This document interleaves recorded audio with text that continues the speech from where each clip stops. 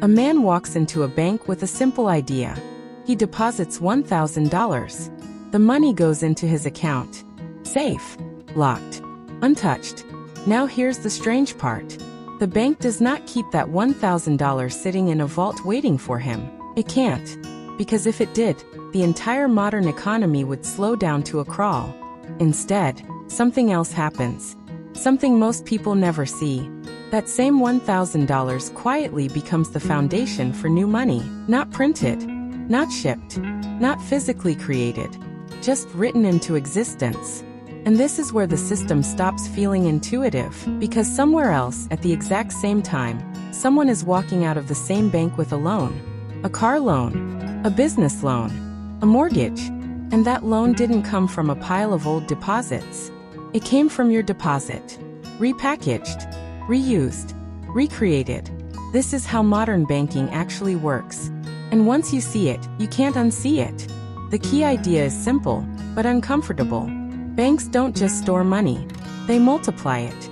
Not magically, not illegally, systematically. Let's slow it down. When you deposit money into a bank, that money becomes part of something called reserves. But banks are only required to keep a fraction of those reserves locked away. The rest, it becomes available to lend. So if you deposit $1,000, the bank might keep $100 aside and lend out $900. That $900 doesn't disappear. It goes into another bank account. And that second bank sees it as a new deposit, which means it can lend again. Maybe $810 this time, then $729, then $656, and so on. A chain reaction begins. Money doesn't stay still in this system. It moves. It splits. It multiplies. What started as $1,000 can, in theory, support several $1,000s of total loans across the economy.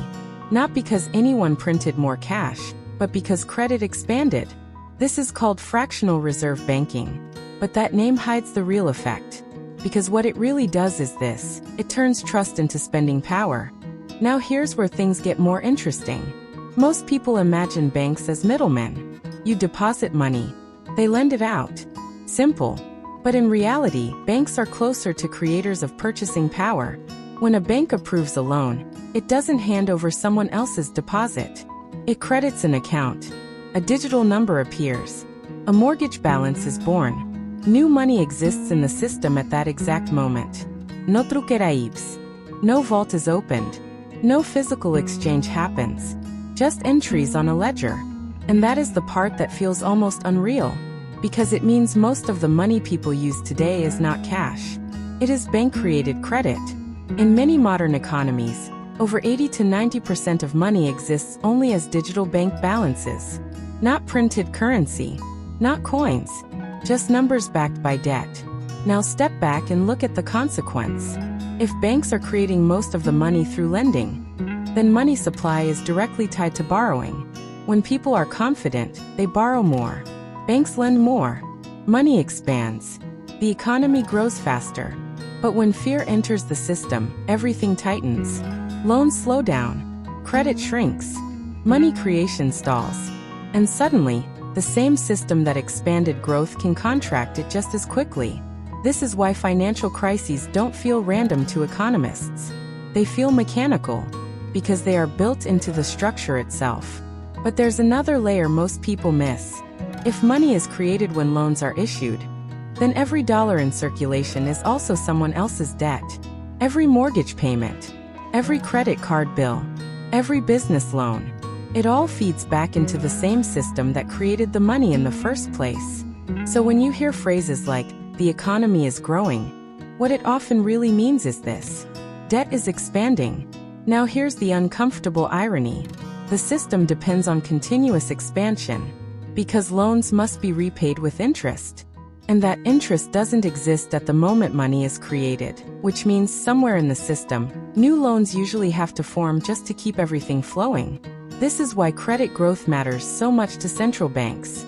Not just inflation, not just jobs, but the circulation of debt itself. And this brings us to a deeper question.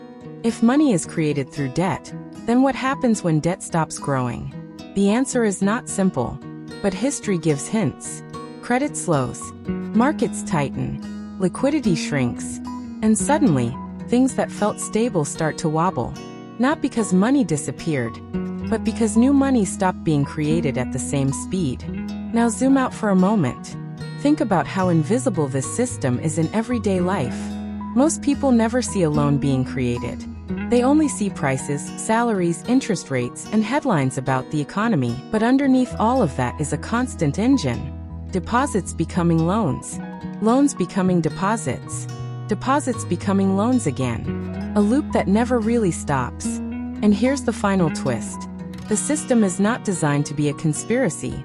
No single person controls it. No one flips a switch to expand or shrink money at will. It is a structure built over time, refined across centuries, and stabilized by rules, trust, and risk. But that doesn't make it simple. It makes it powerful. Because systems like this don't need intention to shape outcomes. They just need participation. Every deposit, every loan, every repayment, all of it keeps the cycle alive. So the next time you hear that banks lend money, the real question isn't where the money came from. It's how much of what you call money was created the same way in the first place. And if most of it is created through debt, then what exactly are we building the future on?